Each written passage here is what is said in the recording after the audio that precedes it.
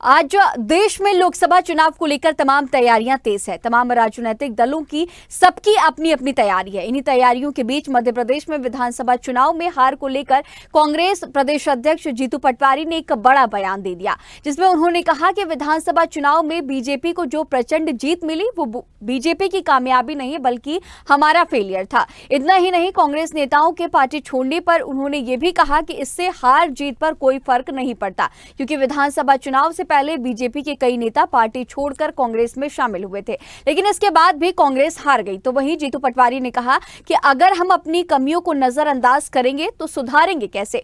तो वहीं जीतू पटवारी ने इस बार भरोसा जताया कि इस बार लोकसभा चुनाव में कांग्रेस के पक्ष में परिणाम आएंगे। उधर जीतू पटवारी के बयान पर कांग्रेस और बीजेपी की भी प्रतिक्रियाएं सामने आई हैं, जिसमें बीजेपी और कांग्रेस के अपने अपने तर्क हैं। लेकिन अब जीतू पटवारी के बयान के क्या मायने निकाले जाएं, इस पर हम आज खास चर्चा करेंगे। लेकिन उससे पहले नेताओं की कुछ प्रतिक्रियाएं आपको सुनाते हैं। जीतू पटवारी जी और कांग्रेस जो है दिग्भ्रमित हो गई है, कंफ्यूज्ड है। और आप देखिए वही जीतू पटवारी हैं जो स्वयं ही कहते हैं कि अपनी असफलताओं से वहाँ से नेतागण जा रहे हैं, उनको बांध नहीं पा रहे हैं। जीतू पटवारी जी स्वयं असफल अध्यक्ष सिद्ध हो रहे हैं, कांग्रेस के मध्य प्रदेश के हलके को नहीं संभाल पा रहे हैं, एक फेलियर पटवारी की तरह वो सिद्ध हो रहे हैं। लेकिन मैं बताऊं कि जिस प्रकार से वो कहते हैं कि उनके यहाँ पर जो माफिया था, शिक्षा माफिया, शराब माफिया, रेत माफिया, ये माफिया, वो माफिया जा रहा है। वो खुद ही कहते हैं कि लोग तो स्वयं देखिए स्वीकारते हैं कांग्रेस माफियाओं से घिरा हुआ है। और हम तो ये कहते हैं कि कांग्रेस के अंदर पूरे भगदड़ मची हुई है। जीतू पटवारी जी के कार्यकाल में 4.5 लाख से ज़्यादा कांग्रेसी और अन्य दलों के जो लोग हैं उन्होंने भारतीय जनता पार्टी ज्वाइन कर ली है इतने दिन में। उनको त्यागपत्र देना चाहिए। कि जिस तरीके से भारतीय जनता पार्टी डरा धमकाने की राजनीति कर रही है, डरा धमकाने के बल पे ईडी, सीबीआई तमाम तरह की एजेंसी लगाकर जिस तरीके से आज नेताओं को तोड़ रही है, उस नेताओं की तोड़ने की उपलब्धि को वो अगर अपना सिस्टम प्रदर्शन बताती है तो ये ऐसा जो सक्सेस है उन्हीं को मुबारक। और हम अपनी नीति और सिद्धांतों पर चलते रहेंगे, क्योंकि ये विचारधारा की लड़ाई है। पार्टी की ना केवल ये विचार है बल्कि ये जनता के विचार हैं। जनता इस विचार के साथ चलना चाहती है कि उनकी खुशहाली का रास्ता कौन तय करेगा, उनकी ज़रूरतों की, उनके हक अधिकारों की आवाज़ को कौन उठाएगा। तो कांग्रेस पार्टी हमेशा से जनता के साथ चली है, जनता के अधिकारों को सुनिश्चित करने वाला देश का सबसे पुराना दल है। और अगर भारतीय जनता पार्टी इसमें अपनी जीत देखती है और अपनी खुशियाँ हासिल करना चाहती है तो ऐसी खुशी और तो चलिए अब इसी पर खास चर्चा की शुरुआत करते हैं। हमारे साथ इस खास चर्चा में Sachin Verma, media panelist BJP की मौजूद है। सचिन जी, आपका बहुत स्वागत है। उनके साथ ही मुक्ता पाठक, हमारी सीनियर एडिटर भी हमारे साथ जुड़ी हुई हैं, और उनके साथ जितेंद्र मिश्रा, कांग्रेस के प्रवक्ता हैं। जितेंद्र जी, आपका भी इस खास चर्चा में बहुत स्वागत है।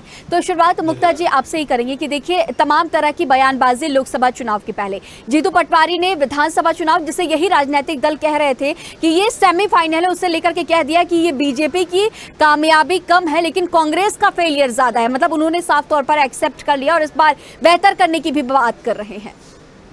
जी बिल्कुल सही है कि उन्होंने अपने फेलियर को एक्सेप्ट किया, यानी कि कांग्रेस की फेलियर को एक्सेप्ट किया और कहा कि हमें इंप्रूव करने की जरूरत है।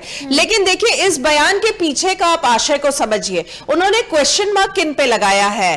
पूर्व अध्यक्ष कमलनाथ जी पे, पूर्व मुख्यमंत्री कमलनाथ जी पे, क्योंकि कमलनाथ ही जो है वो पूरा जो है उन्होंने, उनके लीडरशिप में कांग्रेस ने विधानसभा का चुनाव लड़ा। उन्होंने पूरी जो है सर्वे कराई, उन्होंने टिकट वितरण पे ध्यान रखा, पूरी चीज पूरा कमांड उनके हाथ में था। अब आप इस तरह से अगर ये बयान आ रहा है ये जीतू पटवारी का, अब ये बयान आ रहा है कि हम लोग, ये कामयाबी बीजेपी की नहीं है बट कांग्रेस की फेलियर है, तो इसके बहुत सारे अर्थ निकलते हैं। वो एक सीधा निशाना जो है कमलनाथ जी की वर्किंग पे कर रहे हैं। और जिस तरह से अगर आप अभी इन दिनों की हम बात करें कांग्रेस की, तो कांग्रेस में जीतू पटवारी की वर्किंग स्टाइल को भी लेकर बहुत सवाल उठ रहे हैं। लगातार ये हो रहा है, अब बातें जो आ रही हैं कि जीतू पटवारी और नेता प्रतिपक्ष उमंग सिंगार के बीच में अनबन है। उमंग सिंगार को लोकसभा के चुनाव है, उनको कहीं भी नहीं फील्ड में देखा जा रहा है।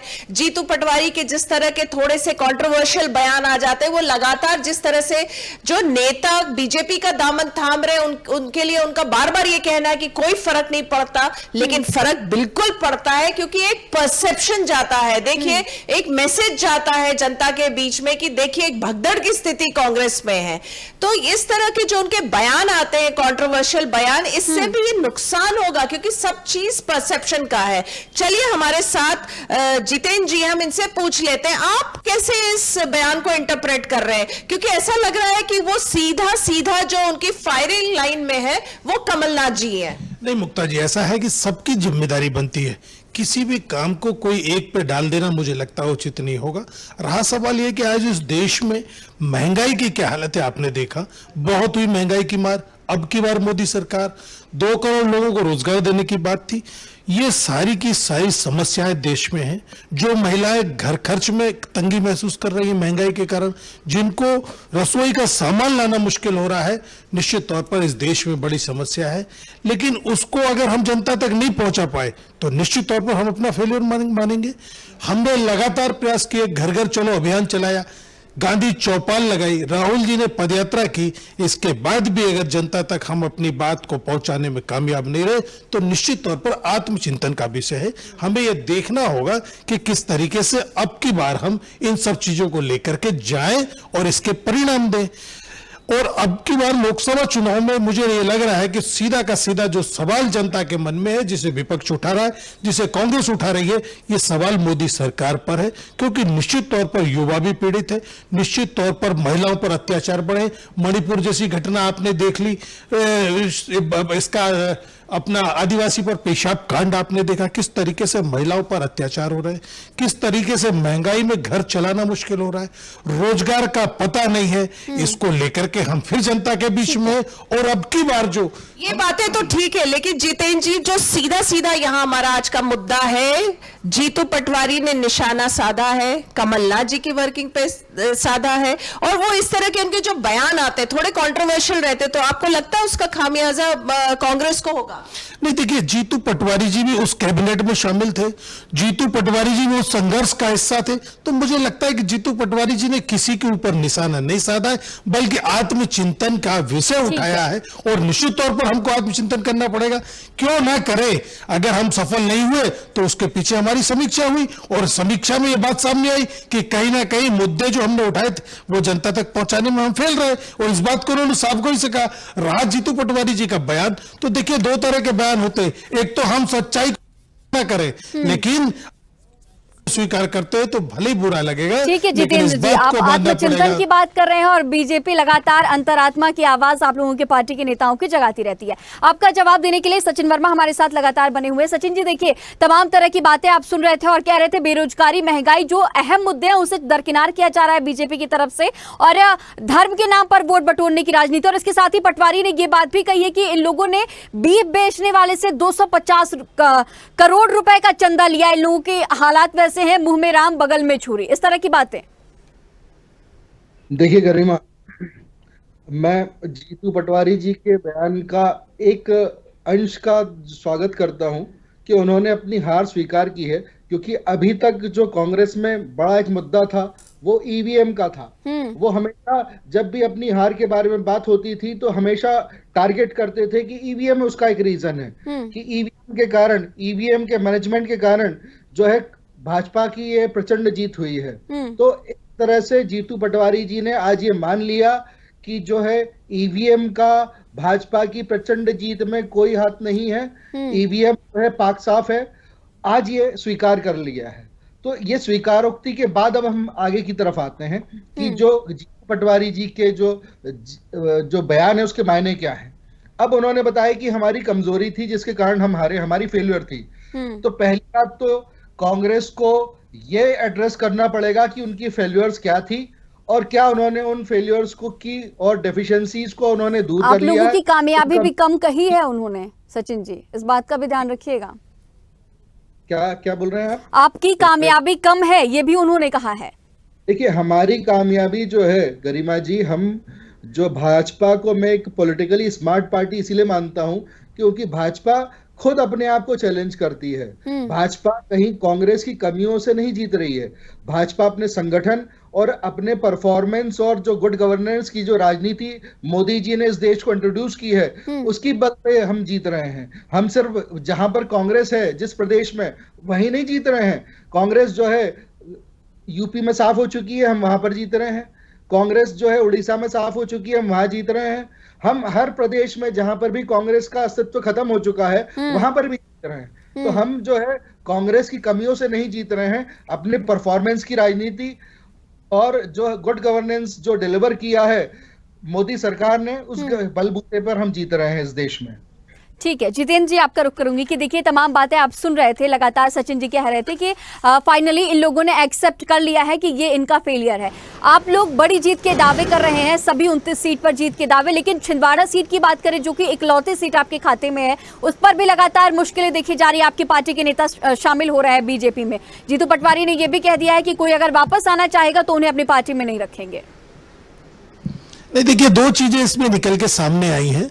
एक तो यह कि भारतीय जनता पार्टी जीत रही है, जो वो अपने परफॉर्मेंस पे जीत रही, जैसा सचिन जी ने कहा। असल में हुआ क्या कि हमने महंगाई, बेरोजगारी, भ्रष्टाचार का मुद्दा उठाया, हमने सीमा पर हो रहे कब्जे का मुद्दा उठाया और भारतीय जनता पार्टी ने सांप्रदायिकता को आधार बना के चुनाव लड़ा। निश्चित तौर पर सांप्रदायिकता को आधार बनाने के कारण वो चुनाव जीत गई। उसने राम मंदिर की बात की, उसने न्यायालय की बात नहीं की, उसने भारत पाकिस्तान की बात की, शमशान कब्रिस्तान की, हिंदू मुसलमान की बात की। और निश्चित तौर पर ये मुद्दे हावी हुए, जो विकास का मुद्दा था, जितेंद्र जो जी, आप तकलीफों लोग की विकास बात के की मुद्दे थी। उठाते हैं, पर मुद्दे जनता तक क्यों नहीं पहुंच पाते? क्यों जनता आप लोगों पे भरोसा नहीं करती है? ऐसे में आप बार बार देखिए, कह रहे हैं कि हम गरिमा जी, बेरोजगारी का मुद्दा, युवाओं का मुद्दा, महिलाओं का मुद्दा उठाते हैं।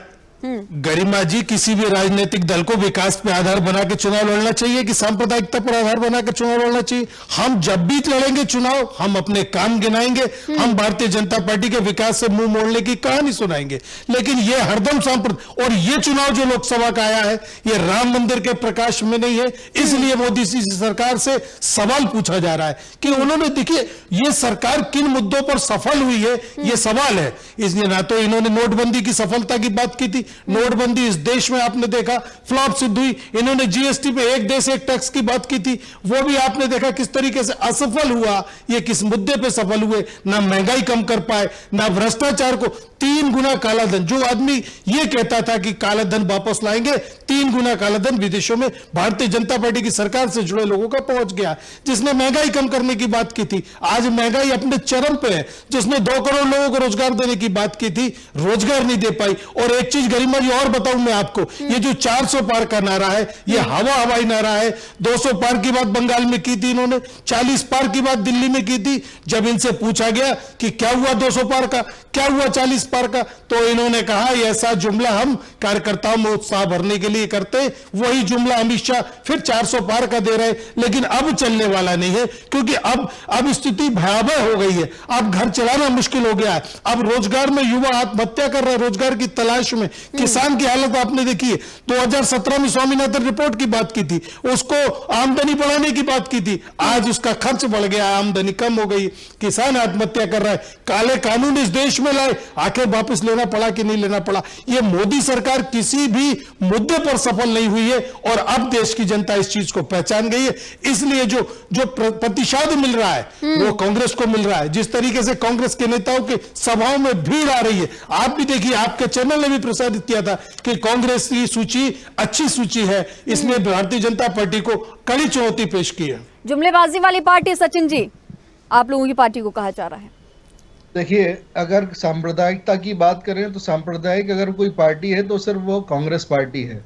आज जब ये जातिगत जनगणना की बात करते हैं तो सिर्फ हिंदुओं के बारे में बात करते हैं, जबकि आज इस देश में मुस्लिमों के जो है, अल्पसंख्यकों के करीब जितने भी फिरके हैं, 40 से ज्यादा फिरके जो हैं पूरे इस देश में हैं। इस देश में उनके जातिगत जनगणना की कहीं बात नहीं हो रही है। आज अगर राम मंदिर के मुद्दे की बात हुई तो कांग्रेस ने उसको लटकाया, भटकाया, अटकाया, और कांग्रेस के लीडर्स वहां पर वकील के रूप में, बाबरी एक्शन कमेटी के वकील के रूप में सुप्रीम कोर्ट में अपीयर हुए, एप्लीकेशन लगाई कि इस मैटर का निराकरण ना किया जाए। आज अगर भोजशाला की बात होती है, आज अगर ज्ञानवापी मस्जिद की सर्वे की बात होती है, तो उसमें अगर विरोध में अगर कोई खड़ा है तो वो कांग्रेस के नेता खड़ा है, वो कांग्रेस का कार्यकर्ता खड़ा हुआ है, वो कांग्रेस का वकील खड़ा हुआ है जो सुप्रीम कोर्ट में या हाई कोर्ट में ऑब्जेक्शन फाइल करता है कि सर्वे ना किया जाए। तो अगर सांप्रदायिक पार्टी है तो वो आज कांग्रेस है। आज इन्होंने, जीतू पटवारी ने घोषणा की थी मीडिया के सामने कि राम यात्रा निकालेंगे हम। आज राम यात्रा के बारे में कोई बात नहीं कर रहा है कांग्रेस में। क्यों? क्योंकि उस राम का नाम जो है कांग्रेस के लिए अभिशाप है। ये जो है सांप्रदायिकता की राजनीति अगर कोई कर रहा है, आपकी पार्टी के सीएम इन्हें एक्सीडेंटल हिंदू भी कह रहे हैं। गायब हो गई। आपकी पार्टी के सीएम भी इन्हें एक्सीडेंटल हिंदू भी कह रहे हैं सचिन जी। बिल्कुल। देखिए, तो ऐसा ही जब कांग्रेस जो है इस तरह की जब बात करती है तो कांग्रेस इन मुद्दों को भूल जाती है। बेरोजगारी की बात कर रहे हैं हम, ईपीएफओ के जो अकाउंट हैं, 1,80,00,000 अकाउंट जो है इस देश में हर साल खुल रहे हैं। इस देश में जो है बेरोजगार जो है उसकी जो रिपोर्ट आई है कि मध्य प्रदेश में सबसे ज्यादा रोजगार जो है अन्य प्रदेशों की तुलना में मध्य प्रदेश में दिया गया है। तो आप जब अपने इस तरह के आंकड़े बाजी की बात करते हैं कांग्रेस के प्रवक्ता, तो वो अपने कंपैरिजन में कोई मॉडल स्टेट लेके नहीं आते हैं कि कांग्रेस ने यहाँ पर ऐसा काम कर लिया है। आज हम मॉडल स्टेट के बारे में बात करते हैं तो हम गुजरात का उदाहरण देते हैं, हम आज मध्य प्रदेश का उदाहरण देते हैं, और हमने जहां पर भी गुड गवर्नेंस की बातें की है हम उन प्रदेशों का उदाहरण देते हैं। आज कांग्रेस तो ये बता दे कि इन्होंने जो गारंटी ली थी उस गारंटी को इन्होंने किसी भी एक प्रदेश में जितेंद्र जी देखिए कह रहे हैं कि अपने किसी भी राज्य का मॉडल लेकर नहीं आते हैं, ये बस इसी तरह बहकी बहकी बातें करते हैं और हवाई जुमले इनके रहते हैं। देखिए, मैंने पहले भी कहा कि भारतीय जनता पार्टी का विकास से कोई लेना देना नहीं। हमारे मॉडल की बात करते हैं, कौन से मॉडल पे बात करूं मैं? एम्स की बात करूं, आईआईटीज की बात करूं, रेल की करूं, भेल की करूं, किसकी मॉडल की बात भारतीय जनता पार्टी सुनना चाहती? जो इस देश में विकास का प्रतिमान थे, जो विकास की पूंजी थे, उनको बेचने का काम सरकार कर रही है। गौ हत्या की, गौबात की, गौ रक्षा की बात करने वाले लोग गौ मांस वालों से 250 करोड़ रुपए चंदा ले लेते हैं, पाकिस्तानी कंपनियों से चंदा ले लेते हैं, चाइना की कंपनियों से चंदा ले लेते हैं। ये देशभक्त कब हो गए? मुस्लिम लीग की बात करने वाले लोग, इनके सावरकर मुस्लिम लीग की सरकार में मंत्री रहते हैं। इस देश के बंटवारे के दोषी भारतीय जनता पार्टी, इसने 1923 में 2 राष्ट्र की समरी बना दी थी। 1923 में सावरकर ने 2 राष्ट्र की बात कर दी थी। इन्होंने जिन्ना के सुर से सुर मिलाया और देश के बंटवारे के दावेदार लोग, इन्होंने कभी भी देश की आजादी में योगदान नहीं दिया। आज जितनी बातें कर रहे हैं, देखिए फिर सांप्रदायिकता की बात आई, फिर राम की बात आई। राम मंदिर, राम वन गमन पथ के नाम पर 1 रुपया नहीं दिया आपने इस देश में। राम वन गमन पथ के नाम पर देखिए सचिन जी, जितेंद्र जी, इलेक्शन कमीशन ने साफ कहा था कि धर्म के नाम पर वोटों का ध्रुवीकरण नहीं होगा। देखिए गरिमा जी, हमने 1956 से हमारे घोषणा पत्र में, चाहे वो जनसंघ हो चाहे भाजपा, बाद में 1980 के बाद में भाजपा हो, हमने घोषणा पत्र में राम मंदिर का मुद्दा जो था उसको हमने अपने घोषणा पत्र का एक हिस्सा बनाया था, एक महत्वपूर्ण हिस्सा बनाया था। हमारा एक जो राजनीति का एक आधार था वो राम जन्मभूमि में पर जो है राम मंदिर का निर्माण है। तो हम आज, जब पिछले विधानसभा चुनाव में भी ये मुद्दा जब आया था और जब पोस्टर्स हटाने की बात हुई थी तो हमने बताया था कि हमने प्रभु श्री राम को राजनीतिक मुद्दा क्यों बनाया जा रहा है? बार बार धर्म के नाम पर वोट बटोरने की राजनीति ना करें। ये बड़ा सवाल है, इनसे पूछिए कि विकास पर चुनाव क्यों नहीं लड़ते? फिर राम मंदिर आ गया, फिर शमशान कब्रिस्तान लाएंगे, फिर हिंदू मुसलमान लाएंगे, फिर भारत पाकिस्तान लाएंगे। आपने 10 सालों में क्या विकास किया? इस पर चुनाव होना चाहिए, ये इनके घोषणा पत्र में आना चाहिए। का अधिकारी है कि ये हमने घोषणा की थी और ये हमने पूरी की है। ठीक है सचिन जी, ये कह रहे हैं कि विकास के मुद्दों पर बात कीजिए, प्रभु श्री राम को राजनीति में मत लाइए। प्रभु श्री राम कोई राजनीति का केंद्र नहीं है, उन्हें मत लाइए, विकास के मुद्दों की बात कीजिए। पर्याय मानते हैं इनको। नोटबंदी, गरिमा जी, इनसे नोटबंदी पे सवाल कीजिए, इनसे जीएसटी पे सवाल कीजिए, इनसे नवरत्नों को बेचने पर सवाल कीजिए, इनसे उद्योगपतियों का कर्जे माफी में बात कीजिए, इनसे महंगाई पे सवाल पूछिए, इनसे भ्रष्टाचार पे सवाल पूछिए। बात देता हूं मैं। देखिए, अगर मनमोहन सरकार के समय जो महंगाई का जो मुद्दा था, अगर महंगाई का प्रतिशत कितना था? 11% था। आज महंगाई का प्रतिशत क्या है?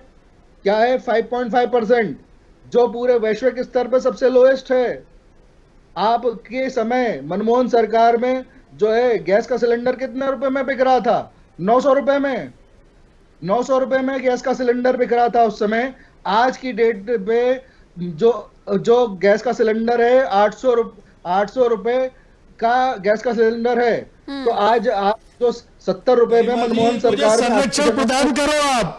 मैं आपसे संरक्षण मांग रहा हूँ। 900 रुपए में सिलेंडर था कि 400 रुपए में था? कम से कम आप तो क्रॉस कीजिए इनको। पेट्रोल था जब मनमोहन सरकार ने जो है सत्ता का हस्तांतरण किया बीजेपी को। तो आप क्या है कि सारे मुद्दों पे बात कर लीजिए। आप गैस सिलेंडर पे बात कर लीजिए। 900 रुपए का गैस के सिलेंडर था जब मनमोहन सरकार में, जब आप लोग सत्ता में थे। आज आप उसको उससे सचिन जी चलिए प्रेजेंट पर आइए। और पटवारी जी ने ये भी कहा है, इस बात का भी जिक्र किया है कि महिलाओं को 3,000 रुपए देने के वादे किए थे, लेकिन वो 3,000 रुपए कब देंगे? ये लोग 8,000 के वादे कर रहे हैं। गैस का सिलेंडर। सचिन जी, जीतू पटवारी ने यह भी कहा है कि ये लोग महिलाओं को 3,000 रुपए हर महीने देने का वादा इन लोगों ने किया था, पर वो 3,000 रुपए कहाँ गए? और ये लोग 8,000 रुपए देने की बात कर रहे हैं। महिलाएं जो कि बहुत बड़ी निर्णायक भूमिका में रहती है इस बार के लोकसभा चुनाव में, देख लीजिएगा। देखिए गरिमा जी, हमने अपना जो 3,000 रुपए का के बारे में जो वादा किया है उसके बारे में माननीय मुख्यमंत्री जी ने भी अपना जो है स्टेटमेंट दे दिया है कि 3,000 रुपए का जो हमने एक जो वादा किया है हम उसको पूरा करेंगे। तो ये जो वादा किया है, जो हमारा संकल्प है, वो 5 सालों के लिए है। हम 5 सालों के अंदर जो है उस संकल्प को पूरा करेंगे। जहां तक जो हमारी जो महिलाएं हैं उनको जिस तरह से हम इस सहायता की राशि दे रहे थे, उसके बारे में बार बार कांग्रेस ने कंफ्यूजन क्रिएट किया कि अब जो है इस महीने से पैसा नहीं मिलेगा। बार बार उस स्कीम के बारे में जो है बार बार इन्होंने भ्रांतियां फैलाने का काम किया। लेकिन स्कीम चल रही है और माननीय हमारी जो महिलाएं हैं उनको जो है वो जो सहायता राशि है वो प्राप्त हो रही है। ठीक है मुक्ता जी, अब आपका रुख करूंगी कि देखिए जीतू पटवारी के बयान को लेकर के अब सियासत तेज हो गई है। तमाम तरह के अलग अलग बातें निकलकर सामने आ रही हैं कि जीतू पटवारी, जिस तरह से कांग्रेस में गुटबाजी की बात कही जाती है, उसे भी साफ तौर पर लोग कह रहे हैं कि कमलनाथ पर, अपनी ही पार्टी के नेता पर निशाना साधा है। और ऐसे में लोकसभा चुनाव भी बेहद करीब, छिंदवाड़ा के जो तमाम नेता है वो बीजेपी में शामिल हो रहा है। जीतू पटवारी ने यह भी कहा कि जो भी नेता बीजेपी में जाएंगे वो वापस पार्टी में आना चाहेंगे तो उन्हें नहीं आने दिया जाएगा। जी बिल्कुल, देखिए पहले जो था 2018 में जब कांग्रेस सत्ता में काबिज हुई थी, तो उसके बाद जब 2020 में सत्ता फिसल गई थी तो लोग कमलनाथ के वर्किंग स्टाइल पे बहुत सवाल उठा रहे।